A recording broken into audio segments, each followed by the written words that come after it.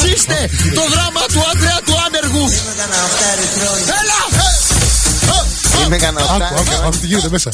Και τώρα ύστερα από αυτό παίρνουμε. Άσο να παίξει λιγάκι ακόμα να πάρουμε τηλέφωνο το Σάκη. Μάτι 102,2. Άλλη μια φορά έχουμε ζωντανά στο τηλέφωνό μας τον Σάκη Ρουβά. Και φίλο ο οποίος είναι άνεργος, πρέπει να μην το γνωρίζει πάρα πολύ. Καλημέρα. Καλημέρα, φίλε Σάκη. Άνεργος είμαι. Πόσα χρόνια, Σάκη? Κάνα 8 χρόνια. 8 χρόνια άνεργο. Παιδιά. Οι παπάδες. Σάκη, θα σου αφήσουμε ένα λεπτό να βγάλεις το δράμα σου μόνος σου. Όλο, βγάλει το αγόρι μου.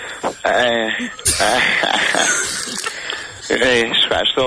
Οι παπάδες έχουν τα πιο πολλά παιδιά. Τρελαίνομαι δηλαδή. Εδώ δεν μπορώ. Σάκη, σε καταλαβαίνουμε, είναι. Ναι. Ευχαριστώ, συγκλονιστικό. Είναι λίγο συγκλονιστικά να ζω έτσι. Γιατί οι παπάδες έχουν τα πιο πολλά παιδιά. Τρελαίνομαι δηλαδή, άμα δεν μπορώ. Τρελαίνομαι άμα δεν μπορώ να τα αποκριθώ στα παιδιά μου, καταλαβαίνεις. Τις προάλλες τι έγινε? Βγαίνει ένας Μητροπολίτης και λέει εντάξει να πούμε.